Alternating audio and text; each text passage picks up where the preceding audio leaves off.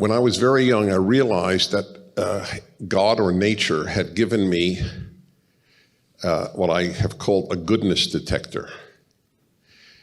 And I always knew when I was in the presence of a good person, because that's all I really care about. I think brains are wildly overrated, wildly. That's why I think you're not bright if you join Mensa. Why you would want to announce to the world your IQ is so bizarre to me that I'm sure there are nice people there, but I don't understand it. But I always picked up that, and I've always been right. I'm batting 1,000 essentially.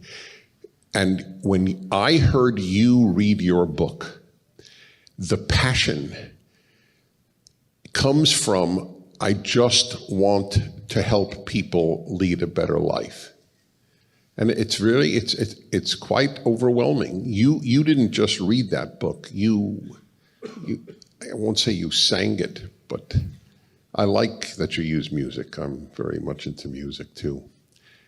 So this is the man that I'm honored to have this dialogue with, because everybody knows you're bright, but I know you're good.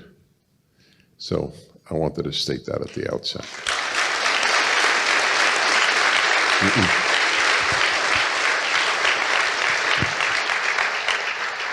See, I have something to say about that. Good. That's good.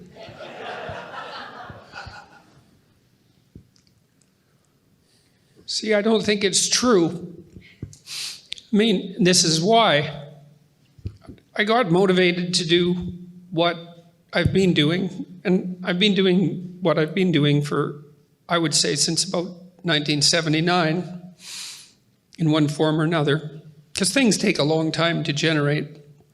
And one of the things I learned in the early 80s was that people have a great capacity for evil, and I didn't really understand that of myself until the early 80s, something like that, after meditating on it for a long time. And so I would say, it's not that I would never claim to be good. I think it's dangerous. But I did become terrified of how terrible I could be. And I mean, I became terrified about how terrible human beings could be, and that's one thing, but that's easy. It's easy to confuse that with other human beings. You know, it's a different thing to understand that it's true of yourself. I often recommend to my students that they read history as a perpetrator and not as a victim or a hero. And people very seldom do that, and it's no wonder. But I would say, perhaps, that I became terrified enough from learning what I learned that I tried to avoid the pathways that lead people to the dark places that they go. And there's something in that that might approximate good. Yeah, it does approximate good. I would agree with that.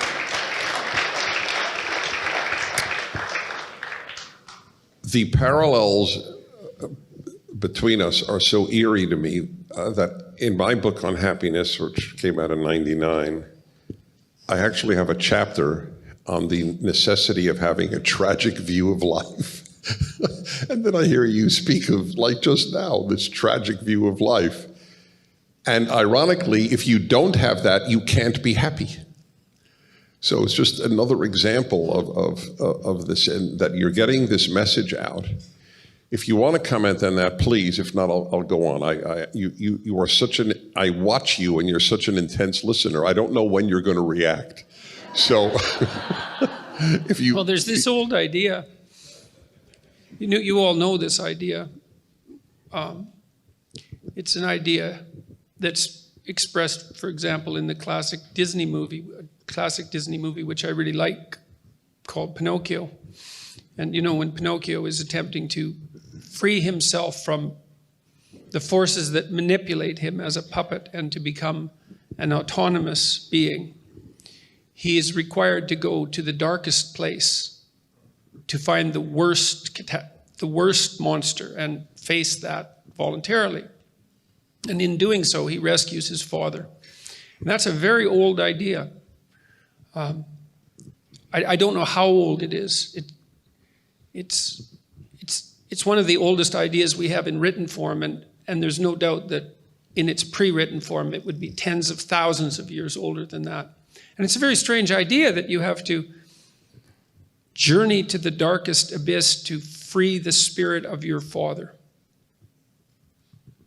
But there's a reason for it, and it has to do with the tragic view of life, which is that you can't discover what you're capable of being or withstanding, and those are the same things, without, if you hide away from any of the things about life that are terrible but true.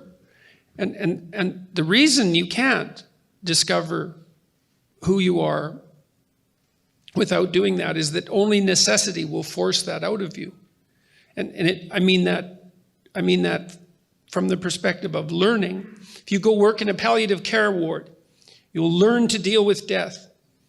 You'll learn the psychological strategies necessary, the steps. You'll become more informed. But it's deeper than that even.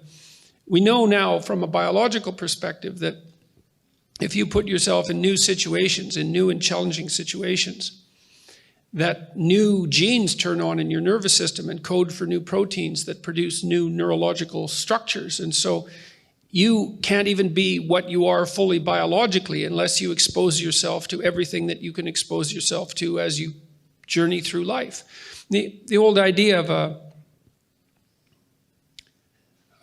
pilgrimage was predicated on that idea, as is walking in Chartres Cathedral, the labyrinth. The idea that you walk the labyrinth in Chartres and you come to the center is that you traverse every corner of the world, quarter by quarter, and then you come to the center. And the center is the center of the church, and it's the center of the crucifixion, it's the center of suffering. And you can't get to what that center signifies without having journeyed everywhere. And so the tragic view of life is necessary